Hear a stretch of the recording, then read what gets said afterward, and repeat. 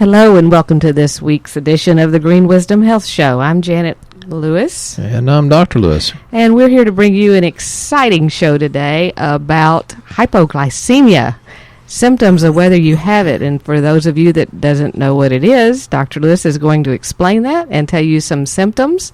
We also have a very special guest with us today. His name is John Smith. Is that an alias? And no, it's not, but you'll never know who he is. So he's going to teach us a little bit about kombucha.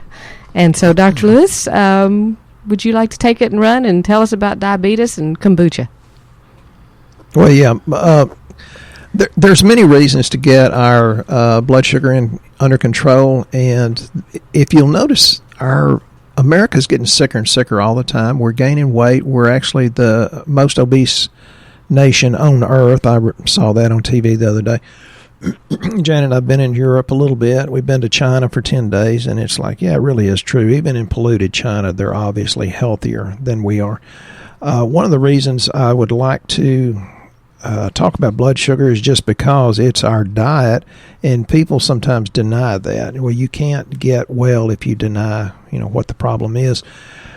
And I'm looking at a book, the other side of Janet's called Cancer is a Fungus. Well, there's a really good study out of Johns Hopkins that talks about how sugar / simple carbohydrates feed yeast, and yeast can go systemic.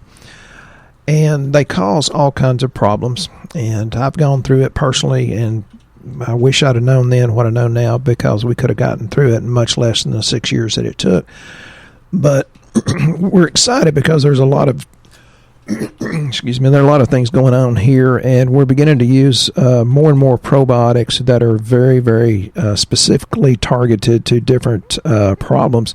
And one of them is a probiotic yeast called Saccharomyces boulardii. You've heard me talk about it before, and we're getting bigger amounts of it.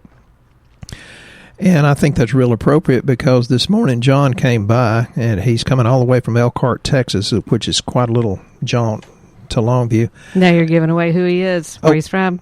Well, he can take care of himself if you think about his background. But he brought some probiotics. I've always told people, you need to brew your own, and you can take mine. That's really good, but you need to brew your own also. But then people ask me, well, do you brew your own? I said, no, I don't need one more place to be or one more thing to do. I'm too busy as it is. Busy in my head, maybe. But the probiotic yeast is a really, really good thing. And so John has, just by being the really nice guy that he is, he's going to make me go home and brew my own, because he brought me a SCOBY, and he's an ex-law enforcement officer, and I thought he was talking about some kind of wild drug. But I'm going to let him talk about SCOBYs and how to brew it and anything else he wants to talk about. Well, we might need to know what is a SCOBY, because it looked like a tongue when he brought it in here. A cow's tongue. Yeah. Okay, John, it's all yours. Well, first I want to say thanks for inviting me to be on your show. I really appreciate that. And Doc, you just brewing your own kombucha is not that hard. It's not a lot of time consumption. It's a pretty easy thing to do.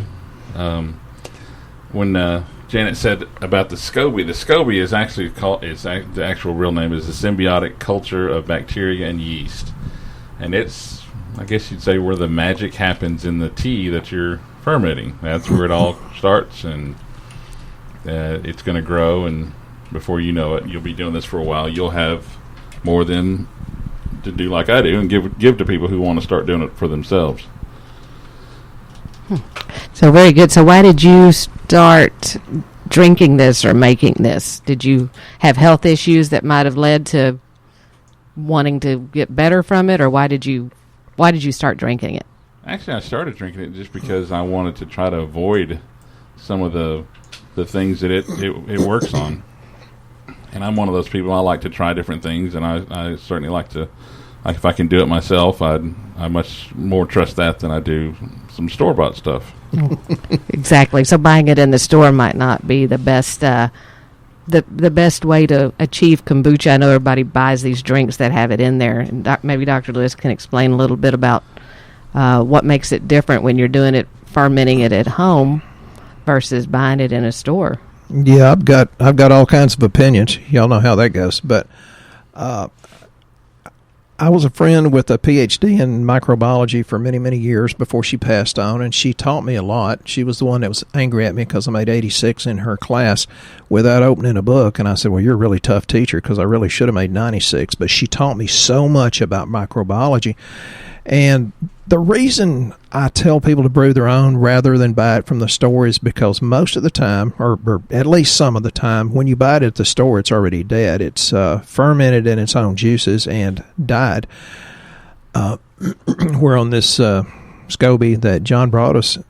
You're supposed to let it breathe, I think.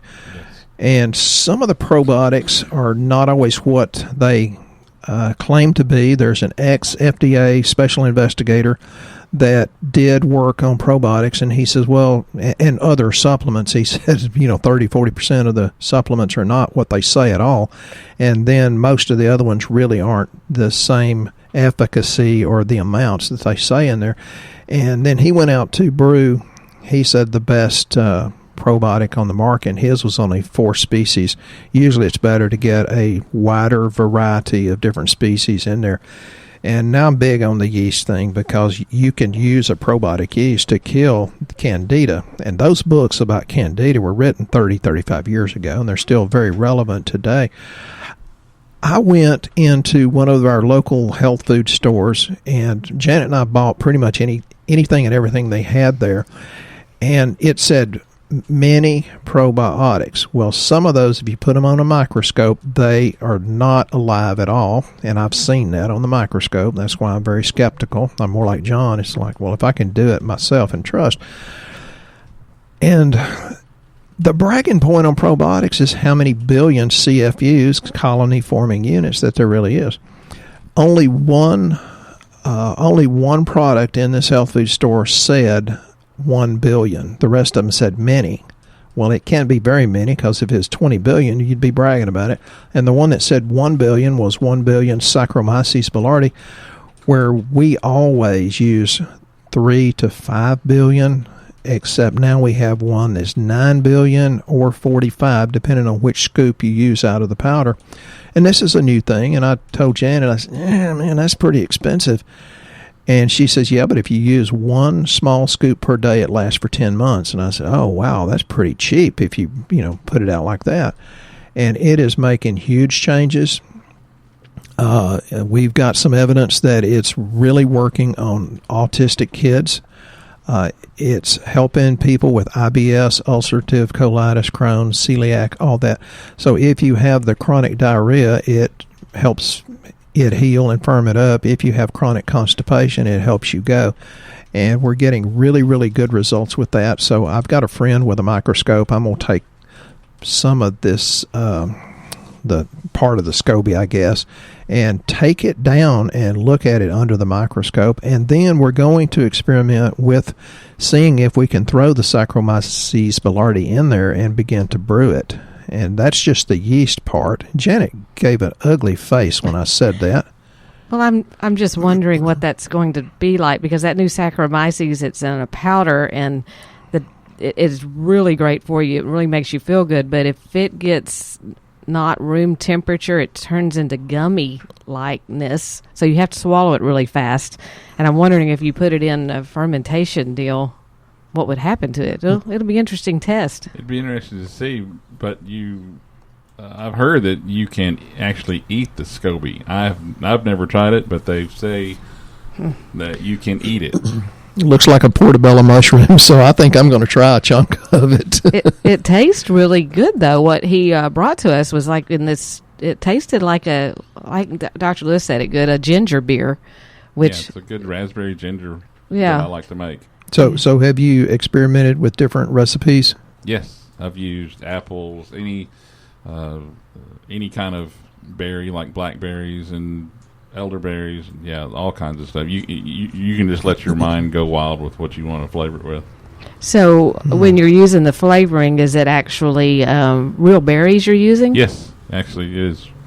I usually get the frozen ones because the cell walls when they freeze, they expand and they break open, and then you put it in there and let it brew for 7 more days. Well, so no saccharin flavored flavors on your good kombucha. Nothing artificial in it. Well, I like the taste of it. It tasted really, really good. But when I have ginger beer, it's usually in a Texas Mule, which is alcoholic. I'm sure that would kill the probiotics. So don't try that, folks. Don't try it at home. But you got We're professionals. the copper cup that it's in, so maybe that offsets it. I'm not sure. Yeah, it really tasted good. So we're going to be experimenting with that. John is an incredibly intelligent guy. He's talking chemistry in there earlier before we got on the show, and it's like, holy cow, he remembers more chemistry than I've forgotten. So I was kind of embarrassed because he knows a lot more about chemistry than I do. But I think doubt that, I think that's really true. I surround myself with beauty and brains, so man, I'm blessed right now in this room. Well, back to the show topic, a lot of people in kombucha is a big part of getting well and feeling better and things like that. But a lot of people have pre-diabetic symptoms that they're not even aware that they have. And maybe you've been diagnosed as being a diabetic. Maybe you've been put on the magic pills like metformin and things and other things I won't mention that cure your diabetes, which is not cured, but it looks like that you're doing better on your lab, so people eat whatever they want. And I'd like Dr. Lewis to educate us a little bit about some of the possible things that may be making us diabetic. He had a pretty interesting article about corn causing depression and anxiety in children, and I know corn is a big thing for diabetes as well, is it not? Well, the simple carbohydrates and the sugars. I think anything you do to cure diabetes is going to be good to help alleviate symptoms that could come from that. Of course, we cannot make any claims about nutritional supplements, so be aware there's that FDA disclaimer. But then maybe if Janet wants to, we can delve into a story that's kind of sad. But yeah, corn is a big one. That's depressing. A story you want me to tell a story that's kind of sad? Well, about a guy that doesn't take responsibility, and we love him dearly. John takes responsibility, yes. And his wife is like, "Oh my God, she actually listens to me. That's awesome." But the thing about it is, diabetes or pre-diabetes or hypoglycemia is kind of the precursor to what you'd call metabolic syndrome or insulin resistance, and that's why we check insulin on your lab, which is very important. And the range usually goes from about 2 to 20 something, depending on the lab. You really and truly want your insulin to be about a 2 to a 5 is ideal. So I tell people 2 to 7, it's okay. And it gets around 8, 9, 10, it becomes problematic because the insulin is trying to carry the glucose. If you're not burning enough of it in the muscle, then the body says, well, I've got to do something with this. I'm going to make it into triglycerides / high cholesterol also. Then I've got to stuff it in your liver, which creates the liver enzymes to go up beyond the ideal 18 to 22. And then you are subject to get non-alcoholic fatty liver disease. And it's getting rampant. We're seeing it in young kids because they're, sucking on those high fructose corn syrup soft drinks. So the article said there's anger, aggression, depression, and they're linking it somewhat, at least, to corn in our food. Well, the corn has a Bt toxin spliced into it genetically, and that's a toxin from bacteria that actually makes the corn borer worm, when he eats into the corn kernel, it makes his insides explode. Well, what I think is happening is when we eat corn, it causes that inflammation in our GI tract. It doesn't make us explode, but maybe close. And that creates inflammation because inflammation is always a part of it. So I read this article. Folks, I don't think you can eat without eating corn because it's hidden in all sorts of things. Well, and that's an interesting fact about corn, because most people, when you talk about diabetes, the first thing they tell us, "Oh, I don't eat sugar." They think it's eating cakes and pastas and pies. And when you say corn, people think it's a vegetable, and it's really a grain. Right, and they're going, "Well, I don't eat corn on the cob very often." We also hear that. It's like, well, it's in everything, especially children's cereals. What are you feeding them first thing in the morning before they go to school? Many of those cereals are made out of corn. Yeah, and this article talks about the explosion of autism, and there are a lot of theories. I don't think one theory is correct. I think that's part of the whole issue. The high fructose corn syrup, though, is associated with dietary loss of zinc, and you've heard me talk about that. The less zinc you have, the more you crave sugar, and the more sugar you have, the more it depletes your body of zinc, and it gets to be a vicious cycle. GMO corn, genetically modified organism, is a bad thing, and in this article it said that even the squirrels, the geese, and the deer preferred the non-GMO corn in the field. Is that because they're smarter than we are? Well, there's a difference between intelligence and wisdom. And there's farmers that say, I will not eat my own crops. I actually treat a guy that's a corn farmer. He said, I do the GMO stuff because that's what my family does. And they look at me weird when I want to go non-GMO. So if you're going to eat corn, make sure it's called organic. I've done that experiment by putting out different things for the deer and the pigs to eat, and they always go to the better quality stuff, the non-GMO stuff, the stuff that's fertilized with natural fertilizers rather than NPK. So one of the things I want you to understand is it's corn-based food ingredients can be alcohol, acetic acid, which is vinegar. It can be in ascorbic acid, which is vitamin C, and that's why I asked this question of somebody that got me an answer from some of the scientists. Yes, I get a lot of my answers from people more intelligent than me. Artificial flavorings, colorings, aspartame, caramel color, cornmeal, cornstarch, corn syrup, corn solids, dextrin, maltodextrin. You wouldn't necessarily think that's coming from corn. Ethylene. Well, this just tears me up because they use that gas to ripen your fruits like bananas, tomatoes, avocados, etc., etc. The high fructose corn syrup and grits. Well, hey, I love shrimp and grits.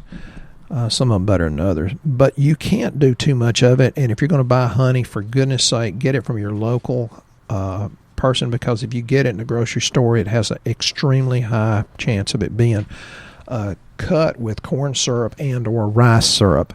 And so this answer from this scientist basically said, yes, it's in many of your supplements, but it's at a part per million that's so low, even with people that have corn allergies do not have a problem. And they linked it to immunoglobulin E mediated allergy to corn. It usually does not bother them.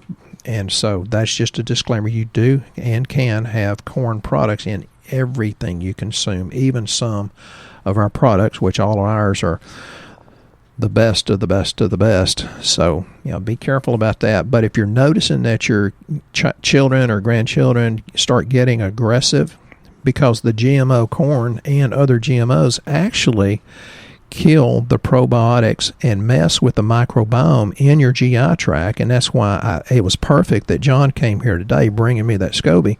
And it was like, oh my God. God orchestrates things all the time. It's just absolutely amazing. So he certainly does our show. Could you tell some of the symptoms of hypoglycemia, for people that don't know what that is, or you're wondering, you haven't been diagnosed as a pre-diabetic or diabetic, but you may have symptoms of hypoglycemia, which leads to diabetes. Do you get hangry? Right. Intense hunger is one of the signs of it. And I'm going to tell you this story about a client that came in here in just a minute, because last week when we talked about doing this show, I was like, I don't really know where to go with this, but then God always brings me someone to kind of help me have a path. So that intense hunger made me think of him. Anxiety is also a sign of hypoglycemia. Sweating, including night sweats. So it might not be hormones, ladies. It could actually be blood sugar. And Dr. Lewis is raising his hand, so I'm going to let him speak. I was in the middle of sipping a cup of coffee, and night sweats, that reminded me. Sometimes, now I'm an emotional eater. I'd rather eat wrong than drink alcohol. But when I eat ice cream, and it's almost always an emotional thing, I have night sweats. And Janet just put it together. I never thought about it. And that's, you get high glucose, then your insulin spikes, and then it goes low, and I wake up with the sheets absolutely soaked. Interesting. Makes sense. It does. feeling dizzy or lightheaded, You can't make blonde jokes. becoming fatigued, trouble sleeping, feeling irritable, headaches, Some of them. Not talking about your spouse now. muscle weakness, or brain fog. And I actually had a lady that wanted to run her husband's lab panel last week because she cares more about his health than he does. We dearly love both of these people, too. They're wonderful, wonderful people. Yes, and so she did. And it came back that his A1C, which is a 3-month average blood sugar, which should optimally be about 5.4 to 5.6, was a 10.2. And at a 6.5 or so, they'll put you on metformin or one of those wonderful drugs to help make your blood sugar better so you don't kill yourself. Well, at a 10, he was still thinking he didn't need any help. His average glucose was 252, if I remember right. It should be about 80 or 90. And so he sent his wife down to talk to us about his lab, not him. And she said, well, I just want you to know he eats right. And I said, well, maybe he needs to start eating wrong because what he's eating isn't working. Bluebell and Snickers, if you're eating correctly, you better go bad. Well, and she talked about, well, he hardly eats at all. You know, doesn't it work if you just don't eat at all? He would just miss entire meals and not eat till nighttime, one meal a day, but he would drink Gatorade type stuff throughout the day. And I said, you know, you can actually drink your way into being a diabetic just as easily as you can eat your way into it. And she said, well, I don't really know what he wants to do. She said, you know, I try to help him and, you know, okay, well, we're going to the lake in the RV and he does have a few beers and a few hot dogs. And he's sitting on top of the signs that look like he's about to have a heart attack. Of course, we can't diagnose that, but we love the guy. And the point is, you've got to love yourself. God put us here for a reason. Our bodies don't belong to us, if you'll read the Bible about that. And there's people that depend on you, you know, your spouse, your kids, your grandkids, your coworkers, and it's very important that we show up and be real shiny for other people. And then it came to her, it was like a light went on. She had been coming in here for a while and asking about his legs cramping. And we kept giving him calcium, minerals. It wasn't getting any better. Of course, we hadn't run his lab at that time. And she said, well, his legs are still cramping in the night, like he has big muscle cramps. And she said, do you think having this high blood sugar has got anything to do with that? And I said, let's put it a different way. I said his kidneys are trying to stay in an alkaline state, so it's taking his calcium and minerals from his bones and muscles, causing his legs to cramp. And if his legs are cramping, your heart is a muscle too. So, in which she started crying. And because she put it together, she's like, oh my goodness, he could have a heart attack. And then Dr. Lewis said, oh, many people that are diabetics have heart attacks because that's what happens. Well, it's the precursor, you know, the pre-diabetes and diabetes is a precursor to a lot of things. And, you know, it goes back to what's happening in the gut. That's why probiotics are so important. And so it was like a light went on for her. And she said, well, you know, he would come down here, but he just feels like y'all are trying to sell him something. And she said, I told him that y'all are the professionals in this business, like you're the professional in your business. And I said, well, there'll be a time when he won't have to come down here at all because he will be so far gone, we won't be able to help him anymore. And that means that either he'll lose his legs to having too high blood sugar. He is a total diabetic now. He could go blind. He could be on dialysis. And when it comes to that point, there's no helping with nutritional supplements.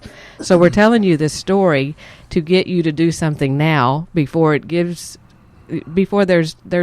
no time left. And only God has the clock on what that time frame is for everyone. You know, he may make it till he's 90 being like that. He may not make it till tomorrow. But God gave us choice too. Right. The thing is, get started. If you have any of these symptoms, you need to get started doing something now that helps your life be better. And we don't mean to talk bad. We do this so we can hopefully give people some encouragement that there are other answers. And it can be as easy as, you know, we've got different products that we have that help your body deal with it because there's an inherent or innate intelligence there. And how cool is it that we can help each other? Because actually John came here today, I think, to encourage me about some other things. I feel like I've known him all my life, and then he brings me some what do you call it, kombucha juice, the SCOBY. And hopefully John's feeling better. Oh yeah, much better. Yeah, I don't know if you want to share any of your, just lightly, what was going on with you, any changes that might have been made, where it's not coming from us. Well, when I first heard about y'all on another podcast, it was like God was telling me you need to call these people. You need to, because I'm not one to put all my trust and faith in a doctor when they say they're just practicing medicine. I want someone who knows how to do it, not just practice it. But anyway, I've always leaned towards the more natural side. I believe that God's given us everything that we need in our lives to make us better and to help us stay healthy. So I it's choking Dr. Lewis up over here. He's hearing the story and getting choked up. I'm thinking I might have to do the Heimlich maneuver or something. Hopefully you know that. But anyway, I did my labs and started on started on a supplement regimen of supplements, and it's been about 6 or 7 months, and the improvement to my physical well-being is dramatic. When I had doctors telling me you're going to need a hip replacement, you're going to need this, or all kinds of things, and I want to go back to them now and say, how come I didn't get a hip replacement now, and I'm better now? You know, I don't have the horrendous hip pain, and I can walk and do all the things that I want to do now. So it added quality to your Very life. much so. And he's uncommonly handsome, so that I'm sure that had nothing to do with the supplements, though. Yeah. It's attitude. Well, good. Well, and that's what we're trying to help you with. We're trying to help give you hope, give you, let you know that there's a life worth living out there. You don't have to live like you are. And I can't tell you one person that's walked in here that's on 1 to 5 to 10 medications that's ever said, hey, the more of these medications they add in, the better I feel. Exactly. Not one. So, you know, if you're hearing this for the first time, which I hope a lot of you are, and we do appreciate the ones that continually listen, go to our website at greenwisdomhealth.com. Start with the health survey, because that's how you get started. Fill that out. It'll recommend you a lab panel. We do lab panel at a very low cost so that we're not guessing. Because I'm sure, like John, there were probably things that came up on his lab that he had no idea about without seeing lab, right? Exactly. Yeah. You don't always feel it. People say, well, I don't feel. I say, yeah, most people don't feel their heart attack until you have, or don't feel heart disease until you have your heart attack, half of which don't make it. So don't go by just how you feel, but we want you to feel better too. But it will recommend you a lab, but you can purchase that lab if you want to speak to Dr. Lewis a little more in detail. Before you do that, he will call you and talk to you, so he'll help guide you as to what lab to purchase. But we don't like guessing, and that's why we do the pharmaceutical grade supplements. They're actually products that will move lab values, not your over-the-counter things that Aunt Mary told you to go try at the local grocery store and hope it works out for you. Because that's all guessing. So, Dr. Lewis, you want to encourage us and tell us anything else? I think the best thing you can do is find the why, why you do it. And some people say, well, because I want to see my kids grow up, or I want to see my grandkids, or it's because I don't want to leave my spouse, that, you know, I'm having too much fun. So you need to have a mental, spiritual, psychological reason to do what is necessary to become healthy. And I would do anything for Janet, but sometimes she has to gently motivate me. And she says, if I love you enough to put all of your supplements out every morning, why don't you love yourself more than you do, because you only took them 3 times that week? And it's like, oh my God. And she says, Stephen, you got to love yourself. You're too busy helping everybody else. So find that reason to be, you know, what we were put on earth to become. And, Janet's very smart about that. And it's funny you mentioned that, because that's the exact advice I gave the lady the other day that had the husband. She couldn't get motivated. And she was literally taking out her notepad. And she said, so what do you tell Dr. Lewis? And I told her just what you just said. And she goes, I'm writing that down. She goes, I'm going to take it home. And I'm going to tell him he's worth it. And then the other part about, what if you do have a heart attack or stroke and you don't die? What if you're just lingering and somebody's got to take care of you from now on? Men don't ever think about that either. Or you go bankrupt and lose your marriage because of the financial stress of the care that could have been avoided. There's a lot of reasons to do this. So, ours is spiritual. And, I had a guy, Jonathan, that said, well, don't ever quit mentioning God. It's like, well, how can you believe that we're smart enough to create all this? But, John, what are your thoughts on it? What's your motivation? My why, that's what I've always heard it called, what's your why, is I want the quality of life that I can spend time with my wife and my family and be able to do the things that all of us enjoy to do, There's things that you want to get out there and do and not sitting around the house, and you got to be outside to do a lot of those things, and you got to feel like going outside. A lot of times it used to be I did not feel like it at all. Which makes you depressed. So yeah. Right. So we're trying to give you a light at the end of the tunnel. But it's not a train. Yeah, we'll talk about trains in a different session. But we hope you've enjoyed our show. John, we really appreciated you being a guest on our show today. We really appreciate the kombucha and look forward to having it. Thank you so much for having me. And growing it. And we'll be here next week on the Green Wisdom Health Show. You guys have a blessed week.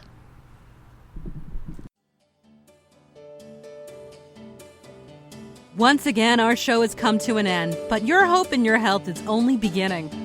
If you or a loved one are in need of a different outcome and are waiting for a brighter future, take the first step and go to our website and fill out the health survey.